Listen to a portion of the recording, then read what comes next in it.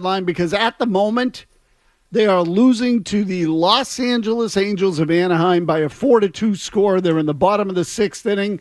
The Red Sox actually led this game 2-0. I'll just tell you this quickly. They've since given up 4 runs. The Angels tied the game on a couple of home runs by, what's his name, the center fielder? Adele? Joe Adele, yeah. Joe Adele and Travis d'Arnaud then followed with another home run to tie the game at 2-2. Red Sox then gave up a couple of more when Guerrero came in to pitch. And the Angels are threatening to open it up even further. So it looks like a potential 3-game sweep at the end of the Angels. So there's still 3 innings to play. Regardless, Red Sox going to come home from the West Coast with a losing record on the trip and no better than 500 overall, even if they were to pull this thing out. Jared Carrabis is presented by Blue Moon Light, a light and refreshing citrus wheat beer with only 95 calories, brewed with real tangerine peel, for a subtle sweetness and smooth finish, just like Jared himself. That's right. Enjoy Blue Moon Light today. 617-779-0985 is where we will begin. We'll get to this game if it finishes in the next little bit. I don't know if we're going to make it. Obviously, we're off the air at 7 o'clock. It was a 4 o'clock start. So, but certainly we can talk about some of the plays that have happened in this game. Really, with the Red Sox, as we all know, the story is more about the big picture. We'll look at some of the stuff that happened in the loss last night that I think was indicative of who they are. But again, when I sent Jared my weekly text, which is not to say that that's the only time I text you. You always check in, Tony. I do. You're a good guy. I try to check in with you periodically, see how things are going. But there's been some speculation about what the Red Sox are going to do at the trade deadline. Are they sellers? Are they buyers? We want to hear from you as to what you would do. Are they going to put that Rafael Devers money to good use? Are they going to apply it to pitching? Are they going to get a right-handed bat? Jared Carrabis, what should they do? Here's the thing, Tony, right? Craig Breslow is the one that traded Rafael Devers. He took their best hitter out of their lineup and made them a worse team. And then he said, this is the note, we're going to be better now. He said, we're going to win more games. Said that. So if you're Craig Breslow and there has not been a move yet, they will have a losing record since the Rafael Devers trade. I think when you're looking at evaluating this team by the trade deadline, in years past, you would look at it and say, did this team earn the reinforcements? Is this team worthy of going out, getting players, putting them on this roster to make a run at it this year? Yep, it's a good way to look at it. I don't think they've put themselves in that position. However, Breslow owes it to them to, at the very least, replace the guy that he removed. Even I don't think it should be a one-year rental. Spare me with the, you could go out and get a big bat that's on a one-year deal that's up at the end of the year. I don't need that. I need you to replace the guy that you traded that was already under contract for the next 8.5 years. So I don't want a move that says this is the year that we're going for it. I want a move that says I'm replacing the guy that was supposed to be in the middle of this order for the next 8.5 years. That's the move that I want to see. Okay, at the deadline. Yep. Okay, so who are you going to get at the deadline when John Heyman just told you that the hitter's market is worse than the pitching market, and who's going to move a guy that is that kind of performer at this stage of the season? Well, I think that one of the benefits that you're going to have is the fact that you just freed up a ton of money by getting $250 million off the books. You know what? The Red Sox used to do this all the time, Tony, and I wish that they would go back to doing it. Go to the teams that are poor. Be like, I know you can't afford this guy. We can, so we'll trade for him. Like that. I feel like that's a situation that the Red Sox used to capitalize all the time. So like a Garrett Crochet, but on offense. Yeah. The Padres seem to have some money problems, no? Like, hey, you're paying Fernando Tatis Jr. $340 million. What will it take? If you guys don't want to pay that money, let's have a conversation. Do I think that the Padres are going to trade him? No. They got off to a hot start. They were keeping pace with the Dodgers in the division, but they've kind of fallen off that. Like their run differential right now, I think that they still have a chance of making the postseason. That could change in the next few weeks or so. Their run differential is very modest. It's not like they're a powerhouse, and they're having financial problems. I would just make the call. If we take on the entire contract, what will it take? Just see what they say. It's not something that I'm expecting. It's just an example of what I would do. kind of go to these teams that don't have the money and be like, sure, what will it take? Okay, so you want the Rafael Devers deal in reverse, basically, is what you're getting at. Yeah, give me a star. Right? Yeah. So you go after a guy like Tatis. It's a good idea. Now let me ask you the reality. Do you think they'll do it? I don't think they have an excuse not to. I think that they'll explore all options. I think a Tatis trade, something like that happens in the winter. Like I think it's not that they're shopping him or something like that, but a deal like that probably happens in the winter. And if you're going based off what I'm saying, like if you're making a play for the future, the next 5 years, and not necessarily this year, it doesn't have to happen at the trade deadline. But what message does it send to that clubhouse if at the time that you made the Rafael Devers deal, you had a winning record and you had just swept the Yankees, you're holding a wild card spot, and clearly they're sliding since that trade. You look at the runs scored, the average runs scored since the Rafael Devers trade. They're scoring 2 runs a night. Poor Garrett Crochet. He's out there, dominating for 7 shutout innings, strikes out 10. Red Sox score 1 run for the guy.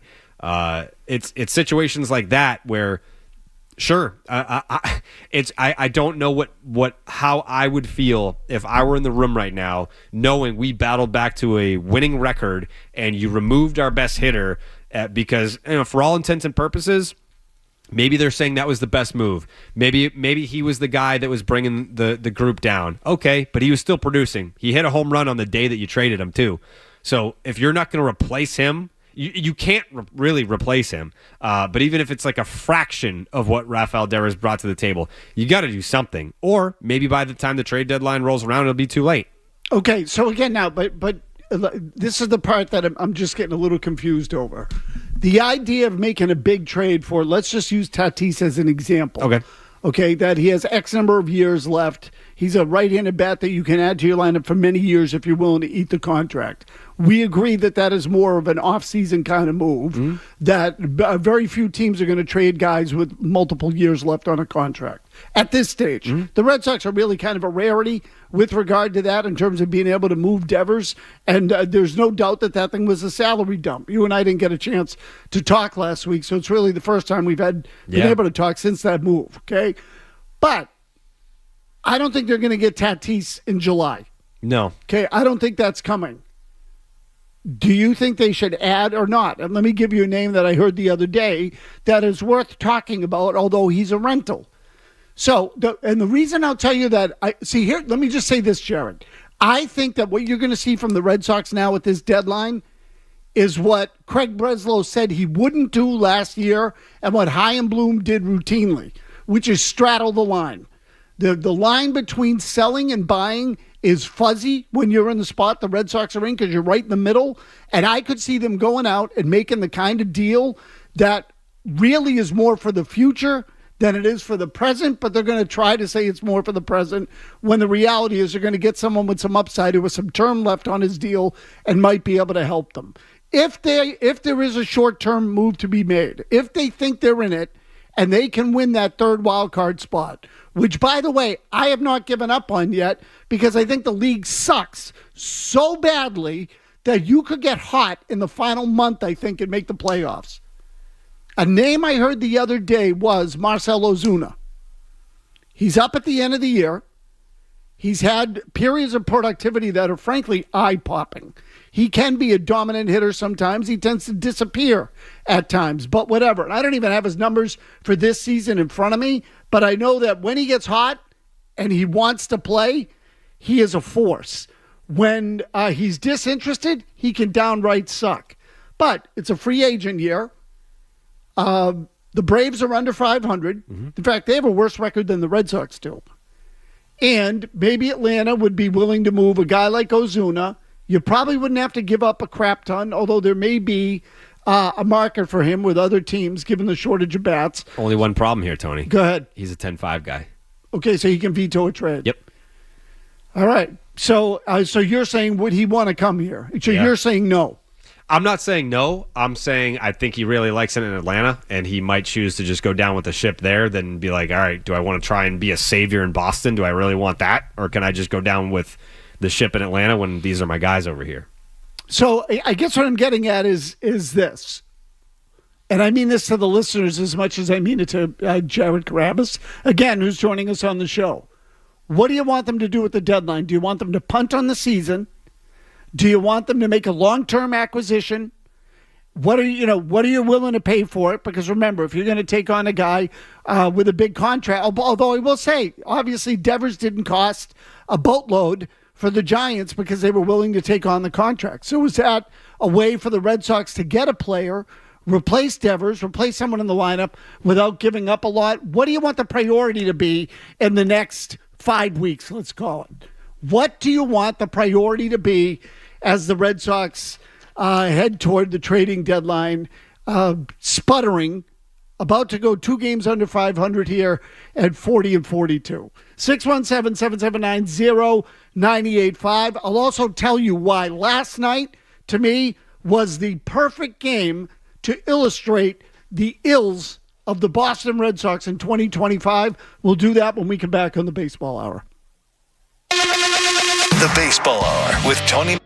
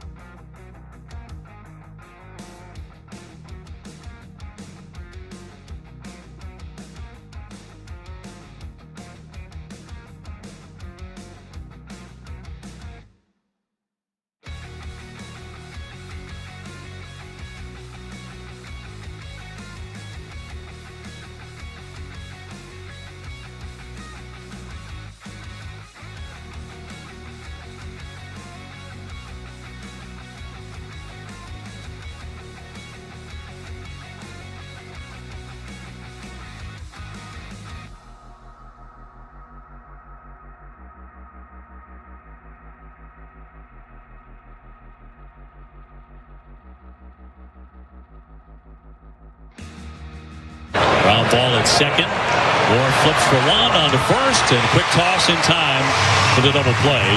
So 2 away for the Sox in a twin killing. That's tough, right? Because you're trying to get a bunt down and move the runner over, and it ends up turning into a ground ball double play instead. Seventh last night. Extra innings. Marcelo Meyer led off with a single, scored the ghost runner from second base. So now you're up 2-1. And you have a chance to get Meyer home because, again, he was a leadoff batter. He's on first base. David Hamilton comes up and decides to drag bunt or try to drag bunt twice. So clearly there was a sign on to bunt. Third baseman for the Angels, Jared, I'm sure you saw this, was charging both times. I think that was Rengifo last night, right? Mm-hmm. So he's charging both times. You got to bunt up the first baseline. Hamilton tries to drag it. Rather than just squaring around, pushing the bunt down the first baseline, getting the runner to second. No. He's got to get a hit at the same time. Ends up having fouls them both off, tried it twice, didn't get it. It was ball one. Then he tried 2 consecutive pitches, failed on both, grounded into a double play and killed the inning. Yep. Is there a moment that better illustrates? To me, that was the moment that I said, this is exactly who they are. They have a guy up who should be able to bunt. I think he can bunt, but he didn't bunt properly. He bunted like he was bunting for a hit instead of just trying to get the runner over. Nobody wanted to make a sacrifice. He didn't want to give himself up. We criticize him for never, and this is all of baseball now. We criticize people for never bunting anymore and trying to win low-scoring, close games by manufacture a run. Then when they actually do bunt, at least in the case of the Red Sox, they can't do it right. And I add this too, and it's a less egregious sin, but nonetheless. After there was a double by Jarren Duran in the 7th inning, he got on a leadoff double. At the time, the game was 1-0. Trevor Story comes up. First pitch is a fastball on the outer part of the plate. I would call it the outer half. It wasn't on the corner or the edge of the plate, but it was on the outer half. Easy ball to just flick the bat out, hit a ground ball to second base, get Duran to third. Then you hit a fly ball and you're up 2-0. In a low-scoring game, when you have your ace on the mound, those are the kinds of plays you got to make. Story didn't swing at it. He then got behind in the count and grounded out to shortstop when the runner couldn't, or grounded out to third. Might have been a pop-up, whatever it was. I don't think. Didn't advance the runner. No, he didn't advance the runner. And so I just feel like they play stupid. They constantly play stupid. They never learn. It's the same thing over and over and over again. It never gets better. Well, you were on the air today. They tried to turn a double play with 2 outs. I saw that. Marcelo Meyer, of all people. Yeah, I love Meyer, but... Me too, but mental mistake. Yeah. So, again, the Red Sox can't get 3 outs in an inning. On that one, they tried to get 4. Mm-hmm. So, I just... It's hard to have any level of faith in them when they make the same stupid mistakes over and over again. And you tell me, do you have confidence in the organization they can get it right? No, I don't, because this has been going on for years. I think when you get criticized for the same thing for nearly half a decade, and it's not that it doesn't get any better, it gets worse. I think year over year, what was it, Tom Warner 2 years ago? Yeah, last year? He said if we just play league average defense, we're a playoff team? After 2023. Okay, yeah, so 2 years ago. Has it gotten any better in the last 2 years? No. I think that they tried to address that by bringing in Bregman and Narvaez. I think that certain moves were made, but the guys that were already here that were contributing to the narrative that this team is just fundamentally inept, nothing has changed. Nothing has gotten better. But I think a lot of fans would probably point to Alex Cora and say, well, it starts at the top. I think it starts at the bottom. Most of these guys are coming up from the Red Sox minor league system, and they get to the big league level. They don't know how to play baseball the right way. Go ahead, fire Alex Cora, see if it changes. It won't, because it doesn't start at the top. It starts at the bottom. They're not learning how to play baseball in the Red Sox minor league system. They're learning how to hit the ball hard. That's pretty much it. I mean, it's stunning. It is, because I'll tell you what, you look at other organizations and you say, all right, the analytics era, the analytics explosion affects every organization, and in some ways it does. then why are teams like the Tigers able to bring guys up from the minor leagues and they can play? Or, for that matter, that series that the Red Sox played against the Brewers early in the year, the Brewers don't have great talent, but you know what they do well? They play pretty good defense, or at least they did against the Red Sox at that time. And fundamentally, it felt like they were pretty decent. I keep going back to that story in spring training, Tony, the one where the Red Sox, like the young Red Sox right-hander, went to Jim Rice asking for help, and they were like, that's not what we do here. Don't listen to it. Okay, well, how's the offense going? You know, like if you have this mentality, it better be rock solid. Like if you have a philosophy, it better be proven to go to a Hall of Famer and say, keep your mouth shut. Like we've got it under control. They don't have it under control. And I think that if there are young, impressionable, I don't know if it was a minor leaguer. I have my suspicions of who the player was. But if it's someone who's seeking help from a Hall of Famer and you stand in the way of that, I guess, knowledge exchange, you better have a philosophy that's going to work. There are some theories that it might have been Christian Campbell. I don't know if that's true, but let's just say for the sake of argument, because they would have prevented Campbell from going. Is Campbell the guy you think, or no? You said I have suspicions. Narvaez. Okay. I think it was Narvaez.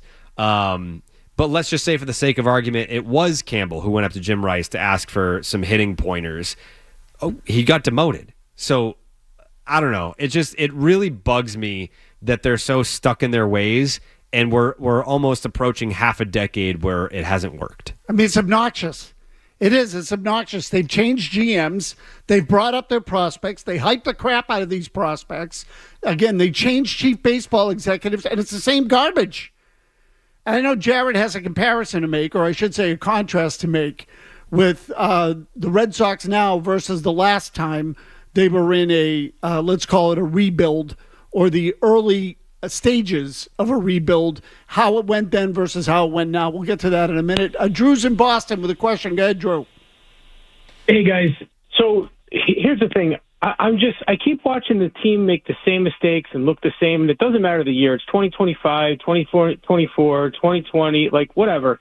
There's one common denominator, and I know we've talked about this before, Tony, but if you want to shake up the team and you want to go for it, which I do because I think there's still talent here enough to make a run, you have to change the manager and really shake it up. That's the only thing you can do from the top down to make a real difference, and it sends a message to the clubhouse because you're not getting anyone transformational in a trade. We talked about the market is weak. So Drew, let me stop you there real quick, okay? Because I don't want to get on to multiple things. Let's just stick with what you said there. Core is the common denominator, and before I ask the next question, let me ask you this: take the analytics out. Who do you think the best baseball evaluator is in the Red Sox organization?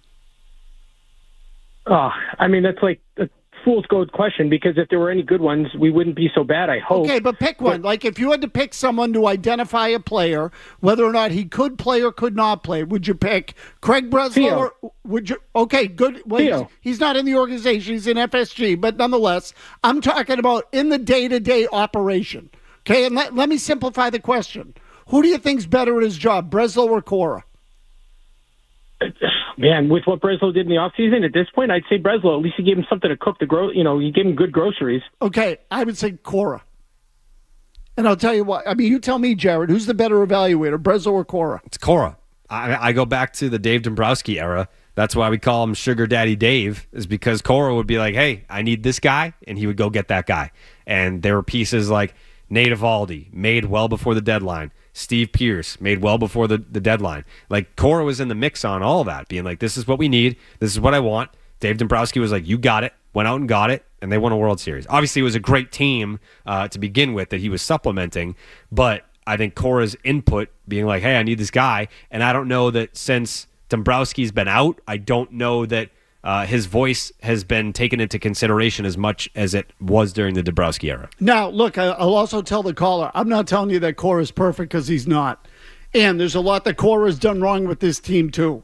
But I'm telling you, I don't believe in the operation. I don't. And if you ask me, we're going to put a player on the field and the guy's going to go through some sort of workout and I got to pick one person without any analytics or anything else, because we can all get that information and make a judgment.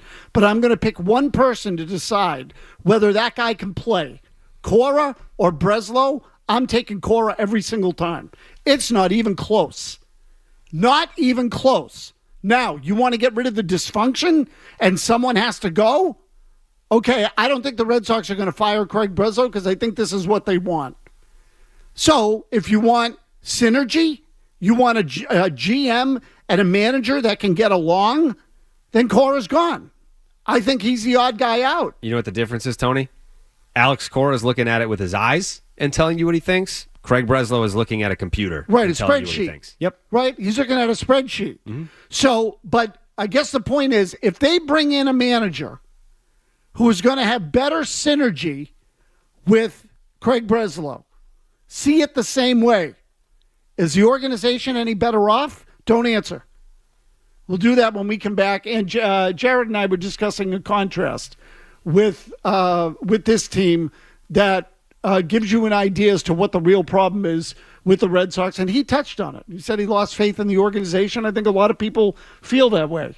Kyle's got the headlines? All right, Kyle's got headlines. Don't go anywhere.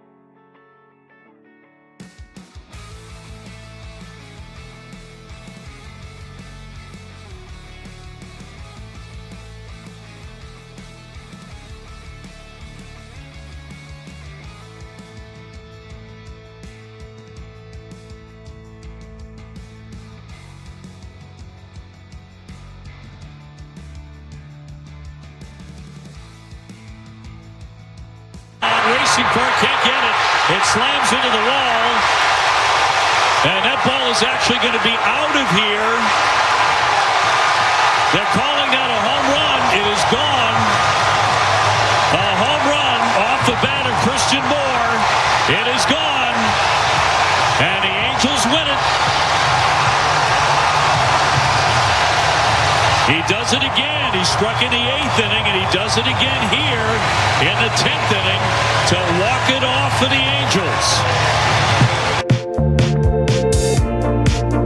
So again, Red Sox lose last night. Still on the field now. They're down 5-2 in the 8th. Going to lose again, it looks like. But last night's game, they give up 2 home runs to the number 9 hitter who had hit 1 all year up until last night. He hit him in consecutive at-bats. Hitting under 200. They're 0-6 in extra innings on the road. And again, to me, this is where the strategy comes in.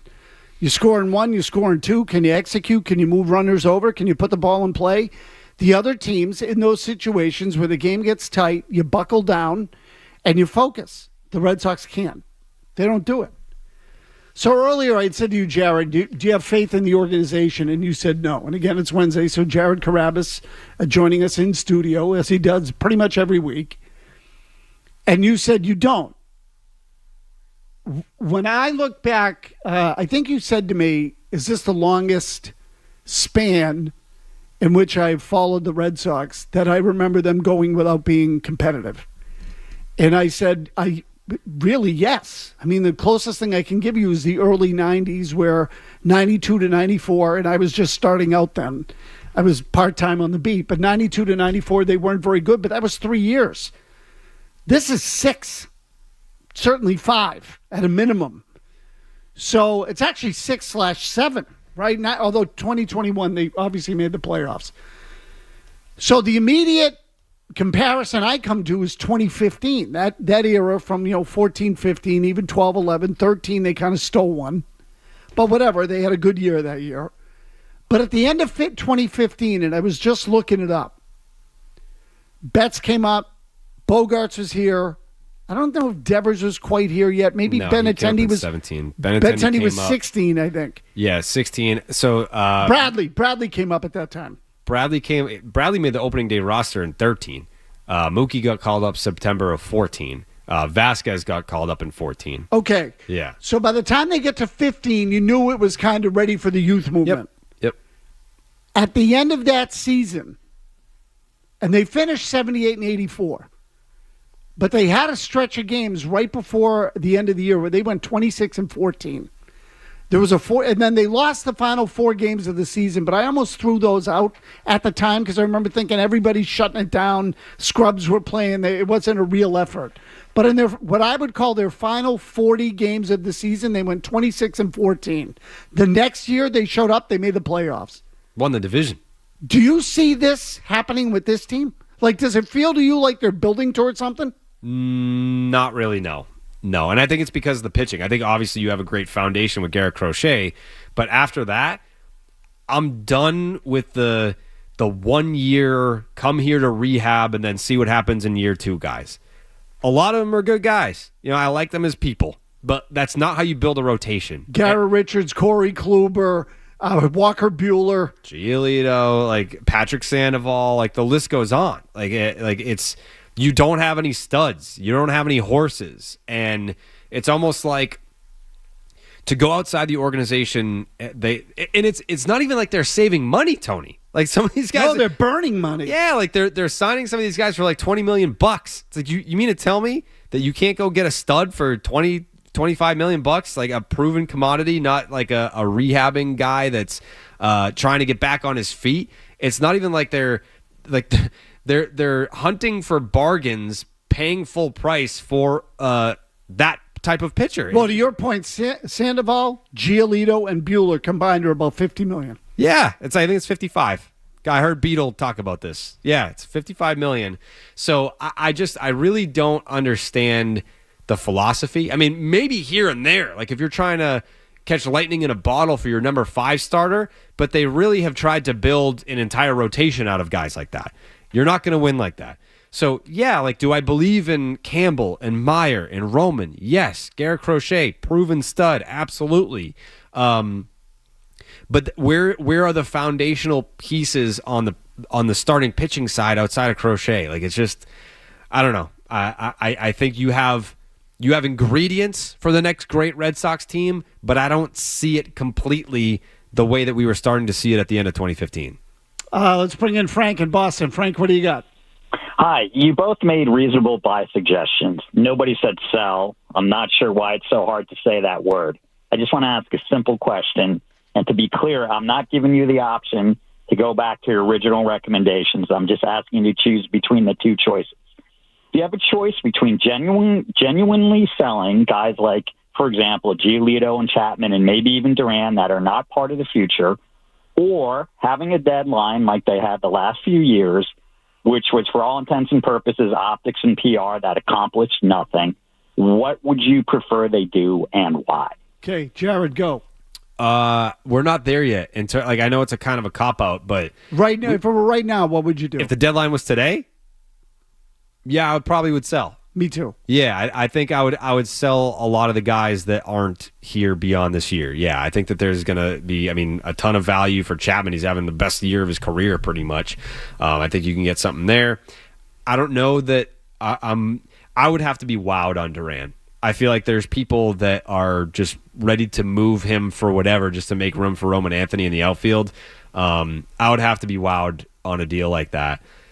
Walker Buehler, Lucas Giolito, any of these guys that they are rentals for other teams, sure, whatever, but full fire sale, like what does that look like? You've outside of the names that I just mentioned, who would be included in that? No, the guys you're talking about are literally guys with no term on their contract that you could just kind of pawn off, and I would move Duran. I just feel like he's not really part of the future. I'm not saying, I don't think he's going to be here beyond the 2 or 3 years of control that they have left. And I think they could get a reasonably functional back-end starter for him. I think that they could get that. Scott and West Newbury, quickly. Go ahead, Scott. Yeah, thanks, guys. Given the rumors of cost-cutting that we've heard in the scouting department, I am wondering if either of you is worried about similar cost-cutting measures at the minor league levels, which is affecting the fundamentals of the players that we're now seeing at the major league level. Thank you. Okay, Jared, what have you heard about that, if anything, about dismissals of minor league coaches and what have you? I haven't heard anything on that at all. I don't know that that's an issue. I think it's just having the right people in place to be able to get these guys ready to play Major League Baseball by the time they get to the major leagues. Like, that has been the issue. I think when you bring it, and I hate to single out like the driveline guys, but you've seen it. There's a focus on launch angle and exit velocity. It's hit the ball hard in the air, and we're not talking about situational hitting. We're not talking about having an approach at the plate. Perfect example, Roman Anthony, number 1 prospect in baseball. I think he's a stud. I think he's going to be a star in this league. But when you look at the Baseball Savant page, it's all bright red, which means everything under the hood looks great. When you watch him and when you look at the numbers, it's his swing decisions are not up to par right now. Why? Why is that? These are teachable things. It's not like the swing itself is off. It's not like the player doesn't have bat-to-ball skill. It's not like he can't hit the ball hard. All those boxes are checked. But when he's up there, you're seeing pitches in the zone when he's ahead in the count, not swinging at. This is all like swing decision stuff. This stuff can be taught, and apparently it hasn't been.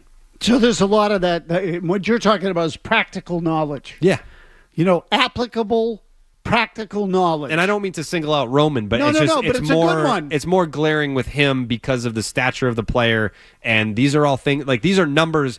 It's quantifiable what we can look at with that. I'll even tell you that, I think I see some of it when Marcelo Meyer hits against lefties. That I can understand. There was an at-bat last week where against lefties, he was pulling off the plate, trying to jack the ball in the air. And I'm thinking that's the wrong approach here in this particular at-bat. Now, the hit that he got last night on the base hit up the middle was against a lefty, if I'm not mistaken. Yeah. He stayed on that ball. Mm-hmm. So that's what you're looking for. Hit it up the middle, stay on the ball. Don't go to lift it and hit it out of the ballpark. And what do you know? We got a hit that scored a run. We'll wrap it up with Jared Carrabis next.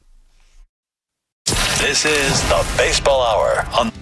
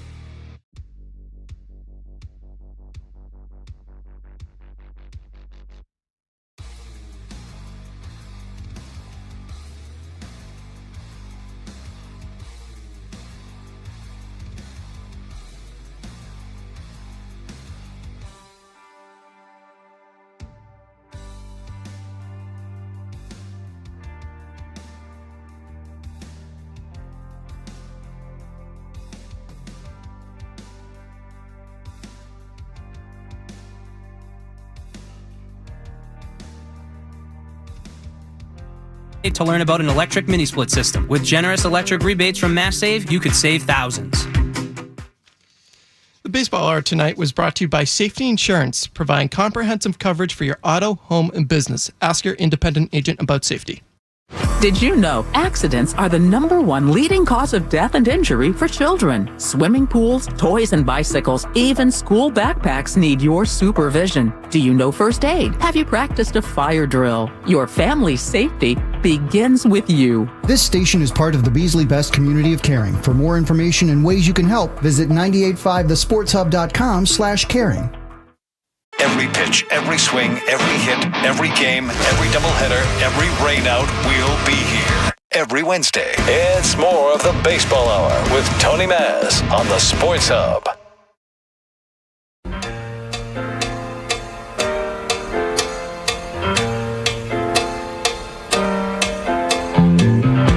Going to wrap it up here with Jared Carrabis, joining us as he does every Wednesday. I haven't had the chance to talk to you about Christian Campbell. I'm still waiting for my apology from all the people who criticized me early in the year for the Christian Campbell comment I made, Jared. I got a tweet about that the other day. They were like, "Are you going to apologize to Mazz?" I said, "Absolutely not." I'm not expecting one from you. Nope. What happened to Campbell? Ooh, in your estimation, what happened? I think the easy answer is to say that it didn't work out defensively at second. Definitely. You move him to center field. You have him working on first base. There's just a lot going on. That first month, he was unbelievable. Like, you're talking a 300 hitter and OPS over 900. The defense, it's not like the defense was good even then when he was hitting well, but then everything fell apart. Yeah, and I don't know if it's kind of like the dynamic. Like, some guys will say the dynamic is if I'm not hitting well, then I know I can help the team defensively. And I think you could kind of see it on his face that he felt defeated because I'm not helping at all in any regard. I'm not hitting. I'm not playing good defense.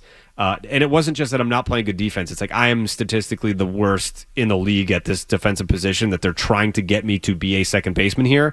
With him, it was almost the opposite. I felt like you expected the bad defense, but he needed to hit. Yeah. And then once the hitting went, he wasn't offering anything. To your point. Yeah, I mean, like the scouting report on him was very similar to Vaughn Grissom. It was like he's going to hit, and you're hoping for league average defense at best. And it was bad defense. It wasn't league average. It was bad. But at least he proved for a month he can hit at this level. I think he'll come back stronger because of the demotion. And if first base is the plan, we'll see how it goes. I think the move was right. I think they were right to do it. I just hope it works out because I still believe in the player. Do you think we'll see him again this year? I do, but they're going to be cautious with this one. They can't afford to call him back up and have it look like that again. Yeah, he doesn't have to be the rookie of the month like he was in April when he comes back up, but he has to be better than what he was when he went down. And if it fails again the way it did, bad sign. I mean, I think you're heading to dangerous territory if that happens. Like you start to ask, maybe it can't be here. That would worry me if I were them. So I agree, they got to be super cautious this time through. All right, Jared, another one in the books, pal. Good to see you, Tony. By the way, the Red Sox lost. So there you go, swept by the Angels. 1-5 against the Angels this year. Their only win was that fake win when Rafaela hit one inside the foul pole in right field. That was it. Red Sox now 40-42 after 82 games. Any good feeling they had after the Yankee series flushed down le toilette. Adios. Kyle Fabrizio has your headlines again. Jared, thank you as always. Thank you, Tony. We'll catch you tomorrow on the Baseball Hour.